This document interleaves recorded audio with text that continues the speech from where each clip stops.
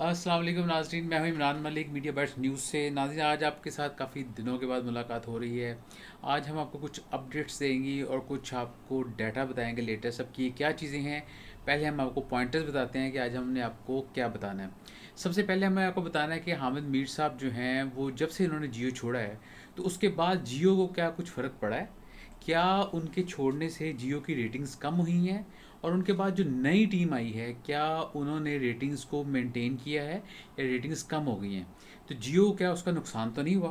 पहला तो हमने ये एरिया कवर करेंगे। दूसरा है कि 8 बजे के स्लॉट में जियो जो सबको टफ टाइम देता था, अब क्या जियो बाकी चैनल्स को भी टफ टाइम दे रहा है। पहले 4 या 5 बड़े चैनल्स, न्यूज़ चैनल्स कौन से हैं जिनके 8 बजे के स्लॉट जो हैं वो बहुत ही पॉपुलर हैं। ये दूसरा पॉइंट है। और तीसरा पॉइंट, हमने कुछ लोगों से सर्वे किया, उनसे पूछा कि क्या आप समझते हैं कि अब हामिद मीर साहब को क्या करना चाहिए। तो ये तीनों सवालों के जवाब हम आपको डिटेल में बताते हैं और उम्मीद है आपको ये डाटा जो हमने डिफरेंट सोर्सेज से लिया है आप उसको एंजॉय करेंगे। नाज़रीन, सबसे पहले हम बात करते हैं हामिद मीर साहब के। हामिद मीर साहब नाज़रीन पिछले कुछ अर्सा से जब से उन्होंने जियो छोड़ा है तो वो डिफरेंट इंटरनेशनल पब्लिकेशन में उनके आर्टिकल छप रहे हैं। DW पे भी छपा, फिर BBC उर्दू में भी, फिर इस तरह ND उर्दू है और इस तरह डिफरेंट पब्लिकेशंस उनको काफ़ी उठा के रखा हुआ है।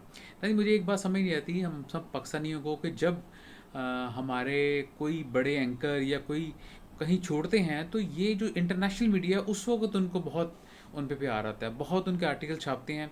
ये अभी तक मुझे समझ नहीं आई कि ये क्या गिदर सिंगी है कि जब हामिद मीर साहब ऑन पोस्ट थे, जब ऑन जॉब थे, उस वक्त उनके आर्टिकल्स कहीं नहीं छपते थे, लेकिन अब जब वो छोड़ के गए हैं वो भी उनकी पर्सनल रीजंस हैं, उसमें कोई गवर्नमेंट का कोई रोल मेरा नहीं ख्याल नज़र आता है।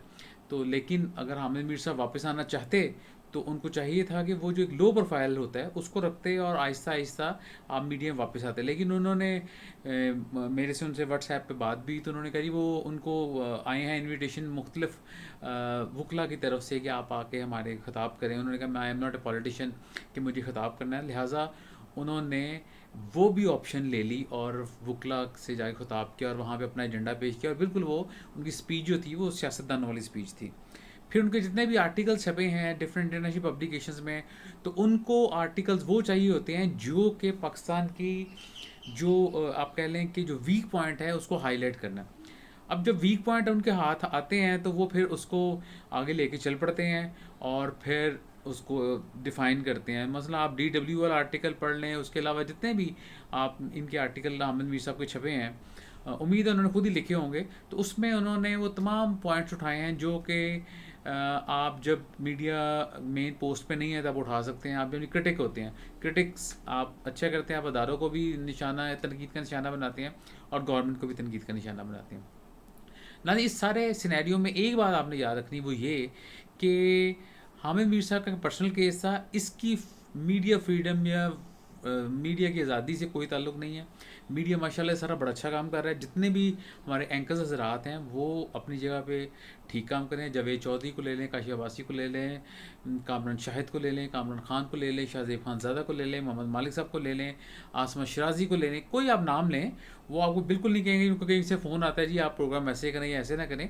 वो अपनी मर्ज़ी से पॉलिटिशियन को बुलाते हैं, अपनी मर्ज़ी से प्रोग्राम करते हैं। अब नाज़रीन हम आते हैं रेटिंग्स की तरफ कि हामिद मीर साहब ने जब प्रोग्राम छोड़ा, उन्होंने तकरीबन कैपिटल टॉक शुरू किया था 2001-2 में और 2021 में छोड़ा है। तो हम कह सकते हैं कि तकरीबन अंदाज़न उन्होंने 20 साल कैपिटल टॉक को जियो पे चलाया। और जियो चैनल पाकिस्तान का सबसे पहला प्राइवेट न्यूज़ चैनल था।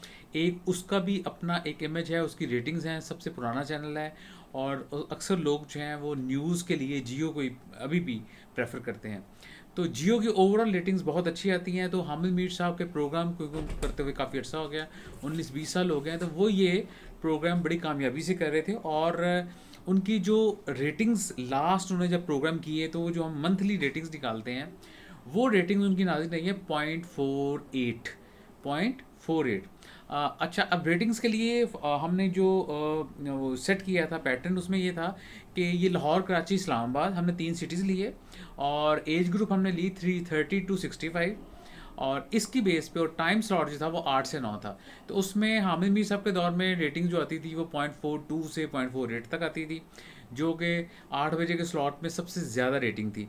हामिद मीर साहब को जो सबसे टफ टाइम देते थे वो देता था चैनल GNN और दुनिया। दुनिया की नाज़रीन जो रेटिंग है वो अब जो है वो 0.44 है, और जो GNN की रेटिंग है वो 0.37 है। हामिद मीर साहब के छोड़ने के बाद अब्दुल्ला सुल्तान आए कैपिटल टॉक करने, तो किसी ने इसका कहा जी ये हामिद मीर साहब का साशे पैक आ गया, मजाकन का। और फिर उसके बाद आया मुनीफ फ़ारूक। जियो की अपनी स्ट्रेटजी हो सकती है, पॉलिसी हो सकती है। मैं बीइंग व्यूअर, मुनीफ फ़ारूक साहब बड़े अच्छे मोहतरम हैं, वो ना 1 या 2 दिन का जो है प्रोग्राम करने में बहुत अच्छे माहिर हैं, लेकिन वो 5 दिन प्रोग्राम करना उनके, मेरा नहीं ख्याल बस की बात है, क्योंकि उनको हमारी एक मीडिया की ज़ुबान में एक होम्योपैथिक एंकर कुछ मशहूर है, मसलन समा में श्याम साहब होते थे, मसलन असमा शराजी हैं, या नदीम मलिक साहब भी किसी दौर में होते थे। ये वो होते थे जिनके प्रोग्राम बहुत ही अच्छे प्रोग्राम होते थे, कोई उसमें गालम गलोच नहीं होती थी, कोई लड़ाई नहीं होती थी, कोई एंकर जो है वो बिल्कुल धीमे अंदाज से प्रोग्राम करते थे। तो क्योंकि पाकिस्तान की ऑडियंस जो है वो ये चाहती नहीं थी कि धीमे अंदाज का प्रोग्राम हो, लिहाजा इनको सबको नाम दे दिया गया जी होम्योपैथिक एंकर्स हैं। चैनल ने फिर इनको प्रेशर डाला कि आप अपनी प्लीज़ रेटिंग्स को बढ़ाएं और अच्छी लेके आएं। अब नाज़रीन मुनीफ फ़ारूक जो हैं वो शो कर रहे हैं, तो जब से मुनीफ फ़ारूक शो कर रहे हैं तो जो जियो की कैपिटल टॉक की रेटिंग्स आ रही है 8 से 9 बजे के स्लॉट में, वो आ रही है 0.28, 0.28 से 0.3 तक। तो अब ये देखा जाए कि हामिद मीर के छोड़ने के बाद जो रेटिंग्स है 8 बजे की स्लॉट कैपिटल लॉ की, वो तकरीबन 0.18 पॉइंट्स नीचे गिर गई है। 0.48 से ये आ गया 0.3 पे। लेकिन अब ये मुनीफ फ़ारूक को सिर्फ 1 माह हुआ है तकरीबन, तो उम्मीद कर रहे हैं, जियो वाले भी ये कह रहे हैं कि जो ज़राए ने बताया है कि होपफुली ये 2-3 माह में रेटिंग्स जो हैं ये ऊपर ले जाएंगे। लेकिन मुझे नहीं लगता, क्योंकि जो एंकर है उसका बड़ा रोल होता है। मतलब काशिफ अब्बासी हैं, उनका एक अपना रोल है, एयरवाई की रेटिंग्स को वो बड़ा अच्छा लेके जा रहे हैं। और लेकिन 0.32 रेटिंग करंट एयरवाई की भी काफ़ी नीचे आई है।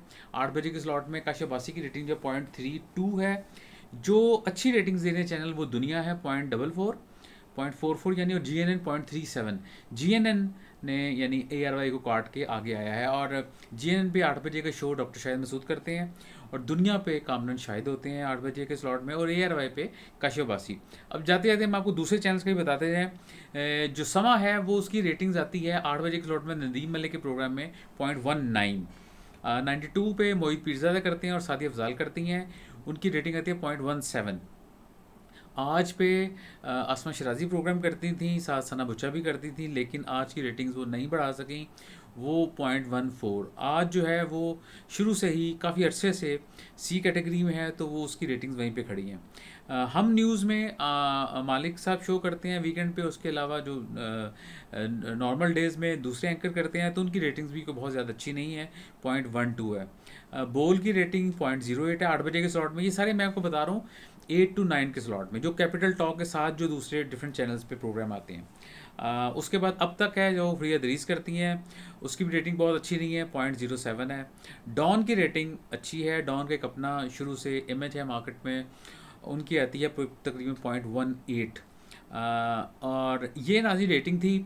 और हामिद मीर साहब ने बता दिया कि वो उनके दौर में रेटिंग्स क्या थी जब वो प्रोग्राम करते थे, और अब रेटिंग्स जियो की क्या आ गया, जियो को क्या फ़र्क पड़ा है कि हामिद मीर साहब का पैकेज नॉर्मली यही कहा जाता है, एग्जेजरेट नहीं कर रहे, और इसमें कोई थोड़ा बहुत फ़र्क भी हो सकता है। वो तकरीबन 4 to 4.5 मिलियन का पैकेज था उनका। जो मुनीफ फ़ारूक है उनका यही है कि 10 to 1.5 तक है। तो एक तो ये सेविंग जियो को हुई है, लेकिन रेटिंग जियो की नीचे ही है, लेकिन वो इस पे बहुत ज़्यादा कॉन्फिडेंट हैं कि रेटिंग्स अगले 1-2 माह में बढ़ जाएगी, और हामिद मीर साहब का जो 0.48 वाला था उसको हम टच ज़रूर करेंगे। नाज़रीन जी, जो रेटिंग्स होती हैं इसी के बेस पे जो है क्लाइंट्स जो हैं वो आपको बिज़नेस देते हैं, डिफरेंट चैनल्स को कमर्शियल क्लाइंट्स हैं, अगर रेटिंग जितनी जिसकी अच्छी होती है उसी हिसाब से उसको उतना बिज़नेस मिलता है। अब नाज़रीन, हमने कुछ मीडिया के दोस्तों से पिछले कुछ अर्से मुलाकातें हुई, उनसे पूछा कि अगर हामिद मीर टीवी चैनल पे अब नहीं प्रोग्राम करते तो उनको अब क्या करना चाहिए। तो नाज़रीन तकरीबन 45% लोगों ने ये हमें कहा कि हामिद मीर साहब को अब टीचिंग की तरफ आ जाना चाहिए। उन्होंने बहुत मीडिया का एक्सपीरियंस है, उन्होंने बहुत से क्या कहते हैं अच्छे वक्त बुरे वक्त देखे हैं। तो ये जो हमारी नौजवान नस्ल है, जो मीडिया माइस्कॉम के स्टूडेंट्स हैं, उनके लिए बहुत अच्छा होगा कि डिफरेंट यूनिवर्सिटीज़ में लेक्चर दें और उनको मीडिया के मतलब बताएँ। ये तकरीबन 45% लोगों ने कहा। नाज़रीन तकरीबन 35% लोगों ने कहा कि इनको मीडिया कंसल्टेंसी करनी चाहिए, इनको एक ब्रिज का किरदार अदा करना चाहिए चैनल्स के दरमियान और मीडिया मालकान के दरमियान और व्यूअर्स के दरमियान, क्योंकि अक्सर हमारे चैनल्स पे बहुत ही बिलो द बेल्ट भी डिस्कशन शुरू हो जाती है, लड़ाई शुरू हो जाती है। तो ये एक बफर का किरदार अदा कर सकते हैं, ये कोड ऑफ कंडक्ट पे वर्किंग कर सकते हैं, ये डिफरेंट रूल्स ला के चैनल्स वालों को और डिफरेंट एंकर्स को कह सकते हैं कि आप प्लीज़ इस कोड ऑफ कंडक्ट को करें। ये एक भला होगा मीडिया इंडस्ट्री का भी, और ये भी एज ए कंसल्टेंट इसमें एक रोल प्ले कर सकते हैं, जो कि अर्निंग भी हो सकती है।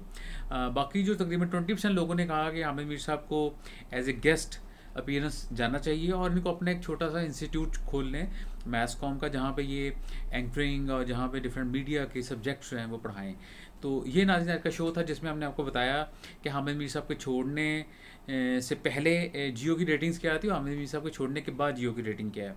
और हमने 8 बजे के स्लॉट में बाकी चैनल्स जो हैं न्यूज़ चैनल्स, उनको हमने आपको रेफरेंस दिया, उनके साथ कंपैरिजन किया कि उनकी रेटिंग्स क्या है, और आखिर में बताया कि अवाम जो है, अवाम नहीं जो मीडिया कुछ लोग हैं, सेंसिबल लोग हैं, उनसे हमने पूछा तो हामिद मीर साहब क्या करना चाहिए अगर वो मीडिया में एंकरिंग में दोबारा नहीं आते।